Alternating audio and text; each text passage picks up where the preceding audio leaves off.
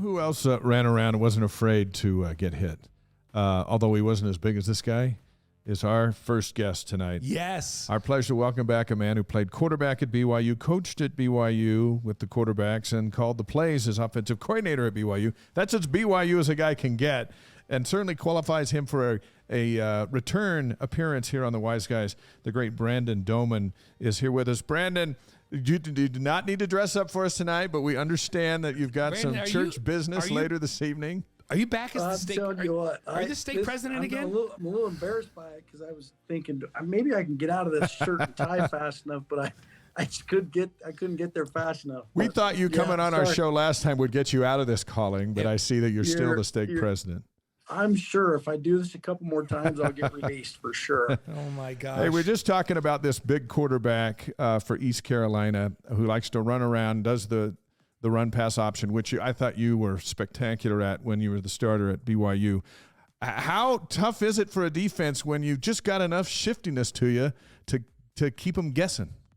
That's so hard. When you insert an 11th player into all aspects of the offense where he can be a runner, it's changed college football. It's changed football as we know it. The NFL and college football have changed with the ability for a quarterback to be able to pass and run and participate in all aspects of that game. It requires the change up on defense. And in many cases, if the quarterback's good enough, now you're having to insert the 8th man, which is the strong safety into the package for run stop defense. It sure makes it easier to throw it. And this guy, he reminds me, Brandon, of Arkansas's guy. He's a big dude. He's like 6'3", 230, and he's not blazingly fast, but he turns it up. Safeties come up, and he just runs over the top of them. He's just not I'm like, wow, this is like a big old guy back there playing. He's a senior and takes care of the ball. That's kind of a special challenge, too, and the quarterback's a big guy. We saw against Arkansas, at times BYU got pass rush there. One play we're thinking of in particular on 3rd and 11, and they come after him, and he just bounces off and gets outside and makes a spectacular play. How do you tackle a guy that big and make sure that you bring him down on the pass rush and not let him bounce out and make big plays after contact? Well, tackling fundamentals, I think it's really, really tough. Those guys are hard to bring down, period. I mean, look at Allen with Buffalo Bills. I mean, they're just hard to tackle because they use their hands well. Their legs are big, but you're having to just have good fundamentals, which requires you to tackle low. I mean, most guys, and tackling low doesn't mean tackling the ankles. You're having to tackle the near hip and do a good job of wrapping up. And BYU struggled with that lately. There's a lot of ankle tackles and a lot of high tackles, and it's just fundamentals have broken down. But that takes time and effort. And you watch the very best football teams in the country at any level, the focus on fundamentals in both blocking and tackling, they're the best in the world at it. And I've heard Coach Sataki talk about it. And he's put a lot of the onus on themselves that the coaching staff needs to do a better job of just focusing on some of those fundamental basics, and tackling is at the core of the success of a defense. On the offensive side, and we were just talking a moment ago, you're the perfect guy to have on tonight because when you've played quarterback with a healthy shoulder and with a healthy shoulder that was banged up, and yet you still had to play.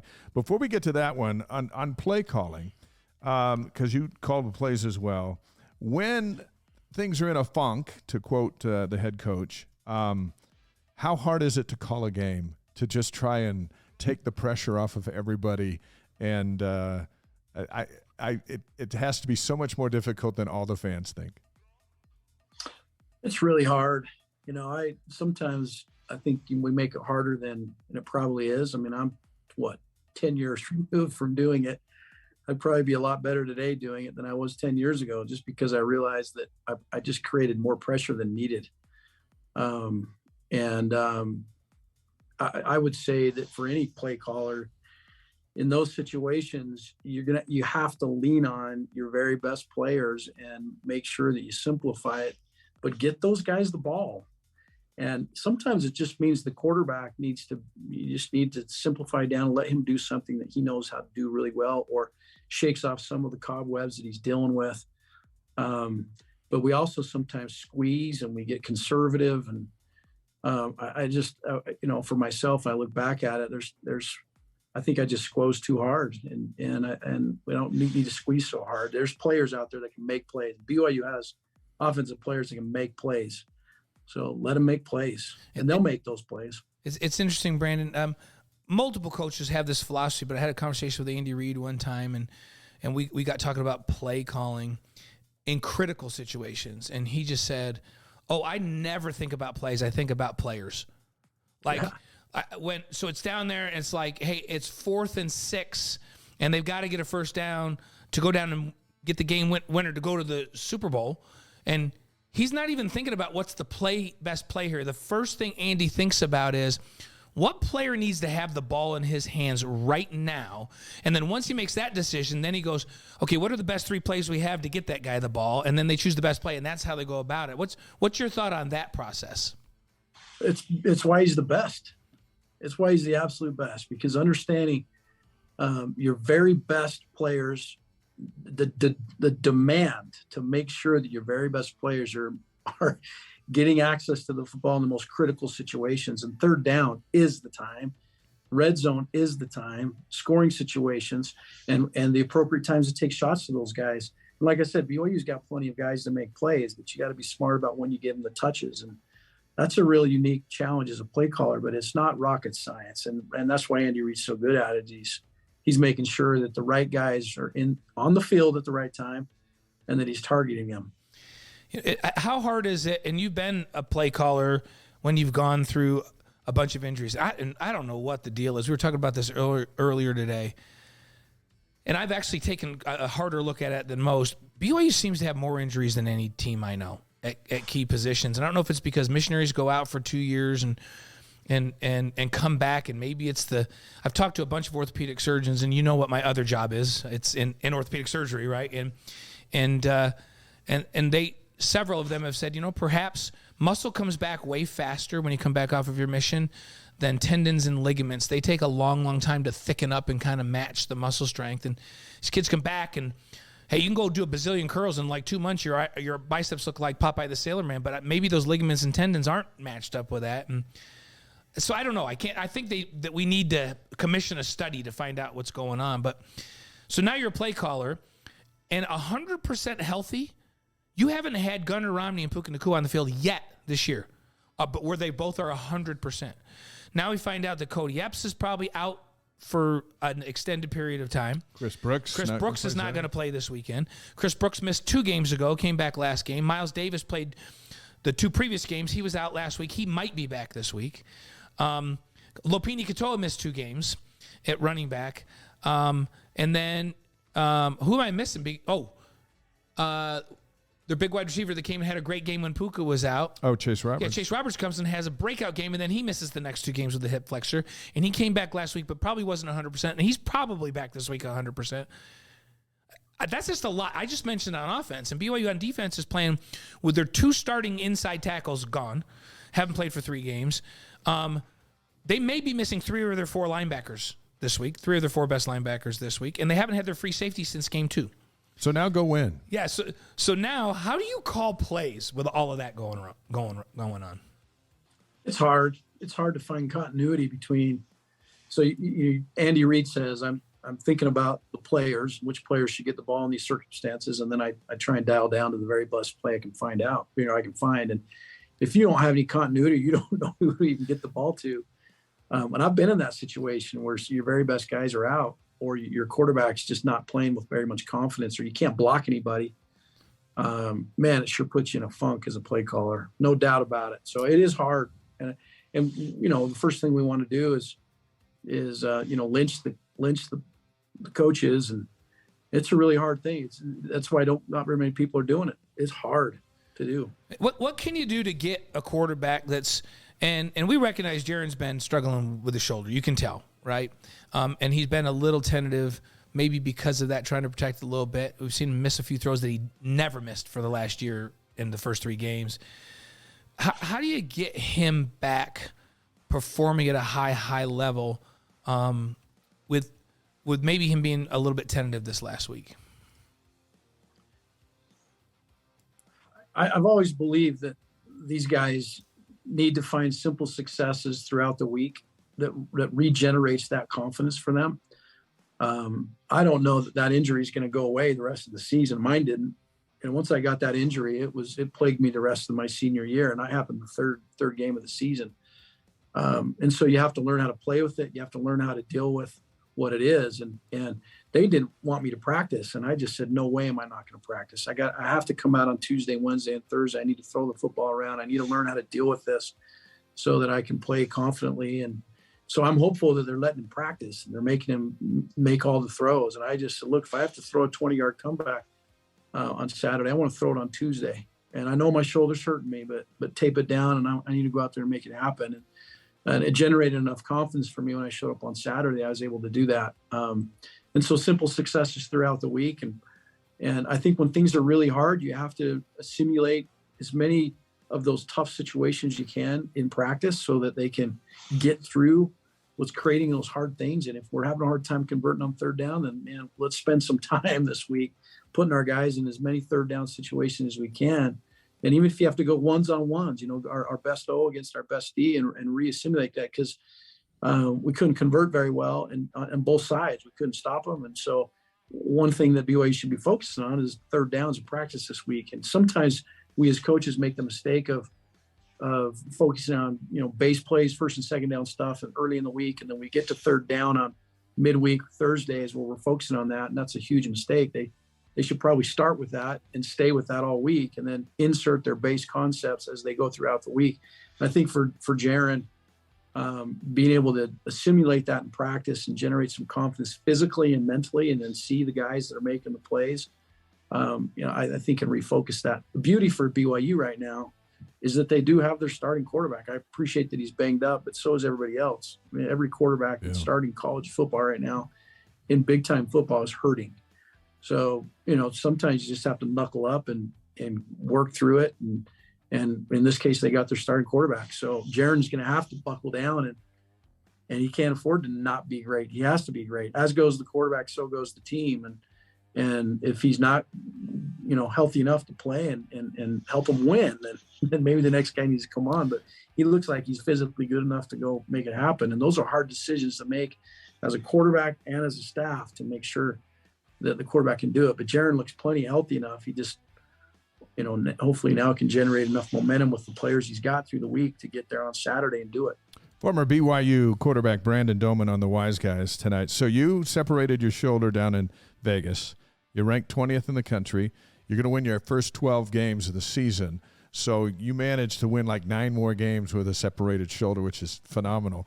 But as we watch Hall, and we saw him overthrow targets and struggle with the deep ball, especially against Liberty, how hard is it? Does it hurt to throw a long ball? And his injury probably isn't terribly different than the one you had. You managed through it, and of course you had all the tools around you, and he's got tools around him. Did it hurt to throw the deep ball? And did you steer away from that because of it, or what? How did you manage a shoulder issue and win all those games? I look back at that experience, and it hurts so bad. And I had Dr. Kimball, and he's still around, but I had George Curtis at the time, and I spent every waking minute with George Curtis. I woke up Sunday morning after I first hurt that shoulder, and I was in tears, and George was looking at me like, Brandon, I know you've spent 3 years trying to get on the field, and I don't know if you can do it. I said, that's not an option. He said, okay, grab this paddle. He gave me a paddle that I tied to my hand, my right hand. And he said, we're going to take you over to the swimming pool and we're going to swim. And I had a separated shoulder, and I just started swimming, and I started doing all sorts of rotational stuff. I put tobacco leaves on my shoulder, and you ask my wife with newlyweds. I was wearing tobacco leaves at night, trying to get swelling to go down. I did everything I could possibly think of because I was just no way in the world not going to participate. It just wasn't going to happen. And to the credit of all those people that helped, and mainly George, Dr. Kimball was a huge part of that. They came up with a way to tape my shoulder that I think was new and innovative. They found a way to strap my collarbone down a little bit, and that really helped. If they could secure the collarbone and allow me to be able to do what I needed to do. And then I tried We tried everything we could think of to numb the pain, to slow the pain down.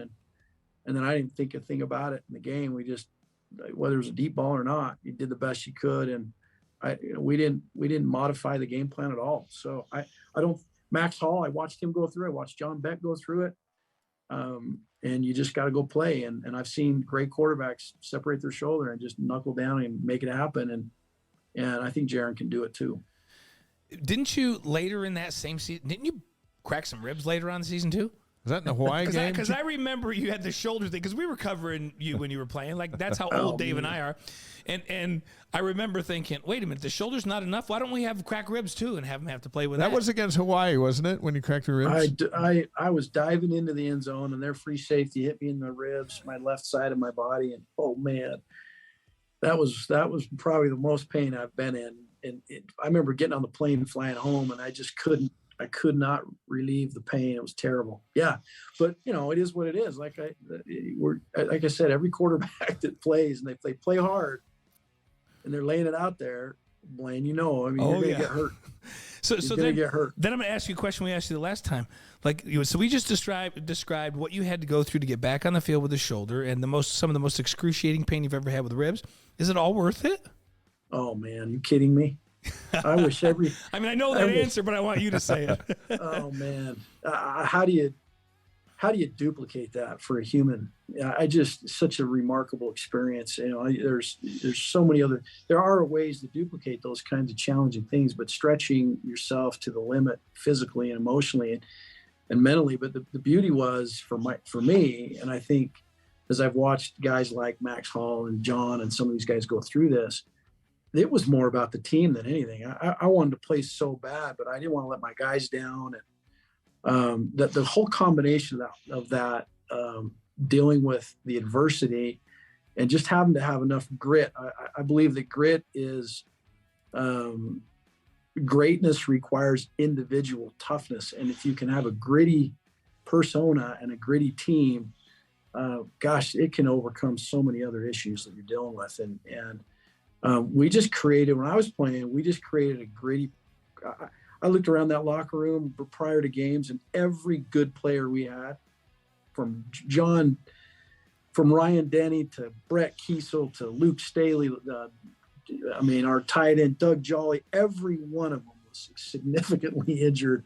And we just gritted through it, man. Reno Mahe was having appendix issues and broken toe issues before the season. And you got to figure it out. And I don't know today. We do have a lot of guys missing games. And who am I to say that maybe they're not gritty enough? I'm not going to suggest that, but we didn't miss practices. We didn't miss games. You ran the option, which is always the option of the quarterback getting decked with a separated shoulder. So that's next level stuff. But you were smart too. You got the ball out quick to Staley. You got the ball out quick to Mahe, quick to Rigel and those guys. Going into Friday night, how important is Puka Nacua for Jaron Hall if he's not 100% healthy, which he's probably not going to be the rest of the season? We don't know. But how about the guys around Hall, and starting with Puka, how important is Puka for Friday night? The year I'm going to reference Austin Collie. We threw him. I can't remember. He broke the record. They knew we were going to throw it to him. We threw it to him anyways, and he made the plays. And I think we targeted him no less than 12 to 15 times a game, period. And they need to do the same thing with Puka. They know it's coming. Targeting him anyways. The Miami Dolphins, they know they're going to throw it to their Tyreek Hill. They know what's coming out, but throw it to him anyways. It's the same thing with what Andy's saying, right? I'm going to give the ball to Kelsey. I don't care if we're throwing it to him. He's going to get no less than 10 touches in this game. And if he can get more, we're going to give him more. And I would say the same thing with Puka. And it will only open up other guys. It's not going to deflate the opportunities. It's only going to open up other opportunities for other guys. Cody Epps has been a guy that's been, to me, as a freshman, really, really impressive. And I know you've watched him, Brandon. Now we're hearing he's probably not going to play because he got banged up pretty. He got nailed at the end of that But game. I'm interested in your thoughts on him as a playmaker as just a freshman. What a fun player to have on the team. I didn't know anything about Cody. My goodness, he's fast. He's quick. He seems like he's tougher than nails. I love everything I've seen about him. So that's, I'm fortunate if he's not participating, playing, but he's a very good player, and I think he's going to be a great player in time. He's a really interesting guy. I think he's the model for who BYU should be recruiting right now. We've had a lot of exposure to him in recent weeks, and as Brian Logan would say, he's a double minority. He's not LDS. He's African American. So he just embraces it. He loves it. He's an active Christian kid that embraces the honor code and loves being at BYU. And so now you put on top of that how much he performs and what he brings to the field. Man, he's the perfect model for what BYU ought to be bringing in here, don't you think? Yeah, BYU's got a unique challenge. They're going to have to be extra good at recruiting. It's going to have to take extra time. And, there's going to be guys that teams passed over Cody Epps and they gave BYU a shot at him. How do you find those guys that fit appropriately and have enough talent? And that was a great get. Cody was great. It was a great addition to the team. East Carolina's Friday night at the stadium. Did you play any Friday night games? Remember? Oh, yeah. And what did they do to the week of preparation by having a Friday night game? Did it change dramatically? It changes your Wednesday practice. Monday and Tuesday are pretty much the same, but your Wednesday becomes a Thursday. So you do have to shorten down the prep portion of that. Thursday is usually what we would call kind of perfect Thursdays, where it was a half, kind of a half padded practice. It was a tapered back length, 48 hours before the game. So Wednesday has to be a dialed in practice. And so the game plan has to shrink a little bit. And you have to be really smart about how you manage, Monday's a little bit of a different Monday. Some coaches never changed Monday because they just needed Monday to get the legs back. Yeah. But what can we get done on Monday to prep us for Tuesday? But Tuesday is your work day. And today's the day. They had to get the work in today and then clean it up tomorrow. Is there an advantage, like on a short week, to be home? BYU's home. East Carolina's got to come 2 time zones from North Carolina and play on a Friday night game. Would you say that's a decided advantage for the home team? Without question. There's so much that they can do in the film room that they can get an extra walkthrough in. I think between Thursday afternoon and Friday at noon, and even Friday at 2:00, you could get a lot done if you felt like you needed it. And the traveling team doesn't have the ability to do that. They're going to be on a plane for 4 hours which will eliminate some of that opportunity for them. Brandon Doman, former quarterback, former quarterback's coach, former offensive coordinator on the Wise Guys tonight. Always good guy. There's no former to the good guyness. Has been a good guy the whole time. I bet he could still play too, which is awesome. Like he's a former quarterback, but I think he could still play. Could you come in and run the option if you had if you had Miles Davis behind you and you had Puka to throw to and that big offensive line? How many plays do you think you could do? Just give me 1 quarter. That's it. And then I'd have to probably go to the hospital at that point. But 1 quarter, that's a couple of scoring drives. Here's the I'd thing. like that one quarter. The old quarterbacks always, like my boys Brandon are always like, Dad, do you want to come play in the Turkey Bowl thing? And I'm like, yeah, if I can be all-time quarterback and there's no rushing. Like if I can stand back here and just throw, I'll stand back here and throw it all day, but I am not running around because both hamstrings, I won't just pull them; they'll fall off the back of my legs. Yeah, and then now that affects our job, so you gotta be careful. Yeah, but I don't do that. Hey, anymore. it's going to be chilly Friday night. What's the coldest game you ever played in? Oh man, when it's wet, I'm trying to think back at some of the coldest games I played in. You don't have a Laramie story or a Logan story? I was going to say I had to have been Laramie. My senior year, it was brutal. I remember going to bed up there in the hotel room. The hotel, I'm not even sure. Is it the truck stop hotel? Was that it was the truck stop? Outside doors. Outside doors. I've been there. We've all been there. And the snow's coming through the bottom of the door, and it's just coming in the room. And you're like, are you kidding me? How in the world are we possibly going to play up here? And everything's blowing sideways. But those are some of the most, some of my fondest memories of the hard things that we went through, and Laramie's absolutely one of them for sure. The win you had up at the U on Lavelle's final night, that wasn't a warm night either, was it? It was late November. That was cold, and Utah had put some turf in that year that didn't work, didn't take. Oh, that's so right. the whole year their grass was coming out. And by the time we played that last game, we might have been playing on the local dirt field at the park. I mean, it was terrible. It's like the Sandlot. It was not good. It was so bad. It was just a big sandy mess out there, and it was freezing. So it was kind of a double whammy. Is it a myth that the players are warm because they're out there running around while the rest of us are freezing, or is just everyone freezing, including the quarterback? You know, they're warm. Once you're on the grass and you're playing and you're running into guys and playing football, you don't recognize the cold unless it's wet. And you know, those guys that are playing December games, like when we played in Memphis for a bowl game, it was so humid. That type of cold is brutal because it goes right through you. Right. The cold in Utah is not bad. I never really was that concerned about how cold it was unless it got wet and it was windy, but that doesn't happen very often. Did you ever do the thing, like this is way after my time, but like Gavin was telling me, oh yeah, the guys put something, they don't wear sleeves, but they put something on their arms that's like icy hot stuff, and then they put something else that's like Vaseline on the top of it. And so it just looks like they're bare armed, but they got a couple of coats of warmth on their arms. I'm like, really? They do that? He goes, yeah, there's something they do. You didn't do that stuff, right? No, I just give me a long sleeve shirt. You were good to go, right? Yeah, I didn't need anything more than that. How about Luke Staley? Did he need something extra to stay warm? Was he as tough as you? We know Reno needed blankets and foot warmers and. Yeah, Reno was a little soft for sure. No, I don't think Luke ever wore anything under his pads other than his uniform and his pants. I mean, he was so ripped and so put together that he was like, don't bother me with any of those shirts. Nothing to slow him down. Yeah, when these guys were playing, they were down playing San Diego State, and Ted Tollner was the head coach down. You remember that? And Ted and I were standing in the end zone talking, and you guys were warming up.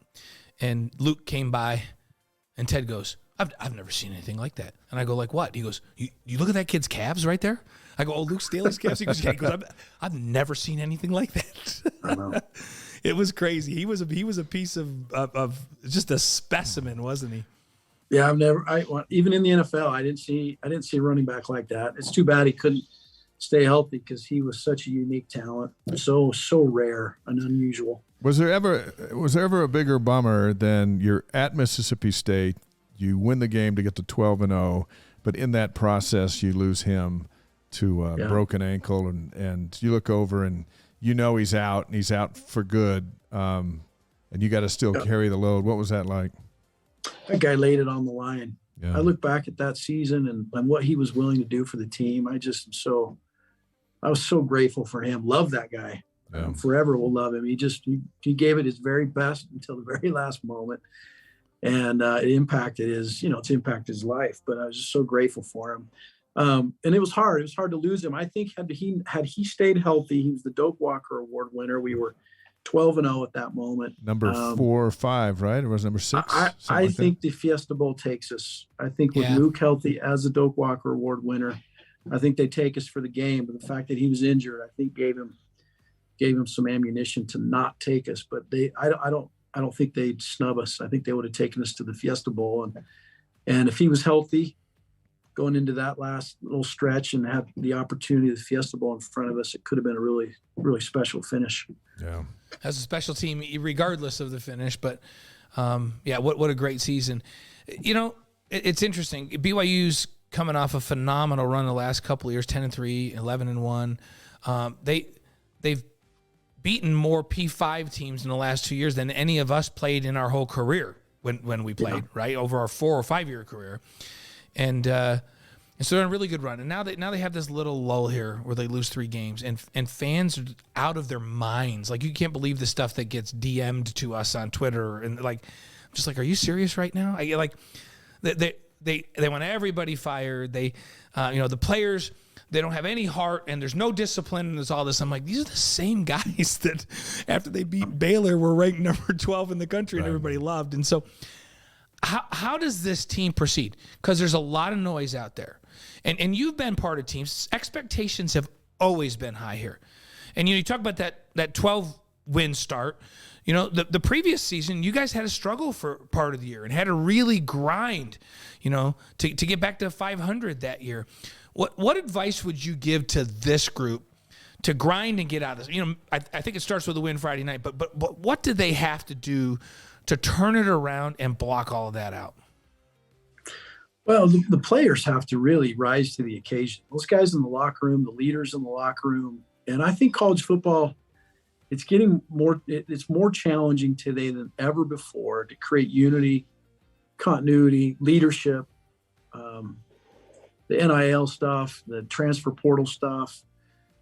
It's just hard to get a group of guys to really rally. But if the players have enough leadership and continuity in there to be able to pull together, they can do a lot. The players can have a major impact on this, and their ability to go out now and blind, you know, drown out the noise and go play. As for coaches, it's tough. You can see the coaches are squeezing right now. My heart goes out to them.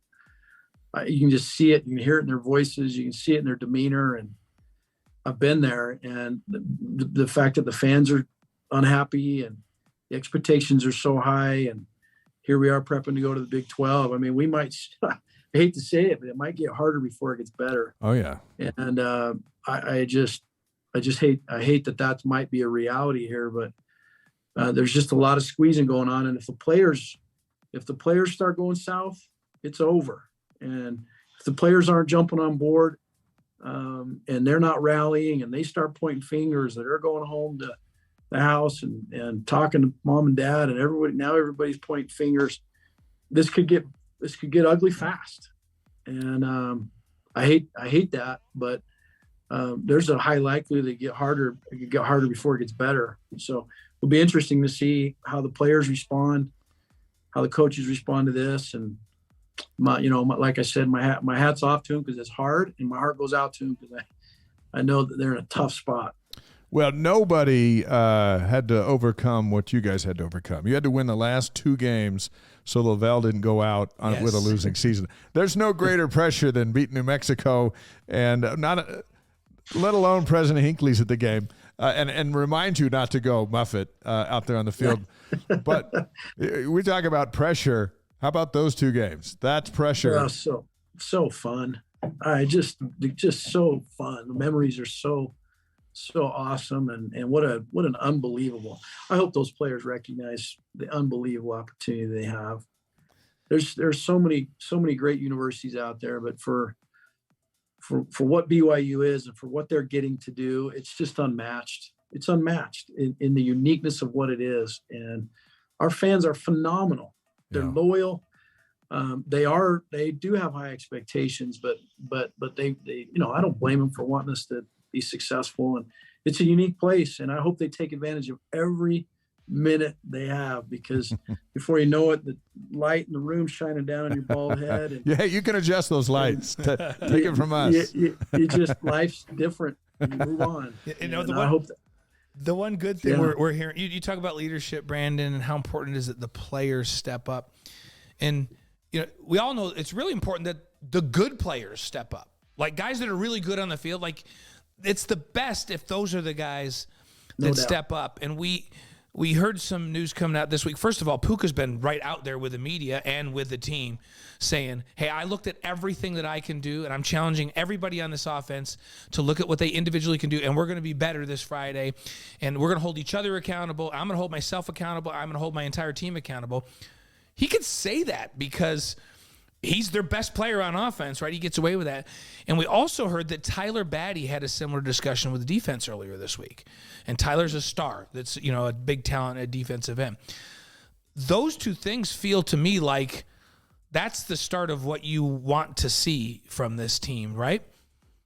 Otherwise, it won't happen. If the players don't, if the leaders and the very best players don't choose to put this on their back, on their shoulders, and make it happen, it's near impossible as a play caller to fix it. I mean, you're going to try and call some new plays, but somebody's still got to throw it. Someone's still got to catch it, and execute what you're trying to get done. And if the players choose to make it happen, then your chances are 15 times better. I like that 15 times. Yes, I do too. We know you have meetings coming up at 7, and we promised to get you off earlier than last time, which we will actually live up to. We're going to do it although right it's now. not a lot earlier. But give us 3 keys for a BYU win Friday night. And next week, Blaine and I will revisit those keys. Yeah, we're going to revisit the keys. and we'll talk about you behind your back. We don't have to do 5 questions with you because we've done that before, and we know your answers. Yeah. 3 keys. Yeah, I don't think my answers are going to change. I think I said this word for word last time, but I really believe in this, that the third down conversions are going to be critical, on both sides of the ball. And first downs equal touchdowns, period. And if they have the expectation that touchdowns are going to come some other way, they're wrong. And Liberty proved that enough first downs equaled plenty of touchdowns. Yeah. And BYU is going to have to stop third downs, and they're going to have to convert on third downs. And those first downs will ultimately be touchdowns. And then when you get in striking distance, you have got to score. And striking distance is crossing the 50. You cross the 50-yard line, and you got a chance now to march in there. You have got to go get points. And anytime, obviously, you're in the red zone, there's no way in a million, you just can't allow points to not come off the board. I mean, for you to not score points. So BYU's defense has got to, once that ball crosses the 50, they have got to stop them. There needs to be something that takes place to keep those drives from going. And they couldn't do it against the last couple of weeks. So striking distance for the offense, they got to get in the end zone. At BYU, once that opposing team is within striking distance, they've got to stop the third down conversion there and get off the field. If those things can happen, Kalani keeps saying, blocking and tackling, those will be the fundamentals that will allow for it to happen.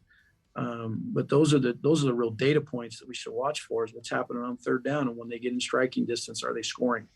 One of my great memories of Brandon Doman is in Las Vegas. They're rallying to hold off the Rebels, who are finally playing good enough to beat BYU, but still didn't. You throw to Rigel, and on the very next play, you roll to your left, and then you turn back and roll to your right. Nobody's there, and you go like 25 yards. You get to the 3-yard line, and you put both your hands up in the air. One of those is attached to a separated shoulder. The place goes bananas, and you guys get out of Vegas with a win. And afterwards, as the media went to interview you, you weren't around because you were in the back receiving a priesthood blessing, because that's when word got out that you actually played that game with a separated shoulder. That's amazing stuff. Nice job. It was such a great time. President Bateman, our president of the school, we went and grabbed my dad and brought my dad in. And the last thing I wanted to do is get on an airplane and fly home, knowing that my shoulder at that point was in bad shape. And it was a grade 3 separation, and I could feel it separated, and I just knew that that was the end of it. But I wasn't willing to accept that, and I just figured I needed a priest's blessing and believed in that. And by danged if they didn't bless me to be able to play, and it worked. So I believe in that. I'm grateful for that. I got my white shirt, my tie on. I'm a believer in that, and I appreciate you bringing it up. Those were maybe the most fond memories, and those intimate moments with my teammates and family, and the sacred time. I'm grateful for it. Go easy on the kids tonight, all right? Yes. It's hard out there. And in case you don't know, if you missed the last time, Brandon's the stake president of the YSA stake here in Utah Valley, and there's thousands of them, and tonight you get to give them some advice and help them through their problems, and there's not a better man to do it than you right now. So we're proud of you. I appreciate you guys. You're doing a great job. Keep it up. We'll talk to you another time. Absolutely. Thanks so much, Brandon. We appreciate you, brother.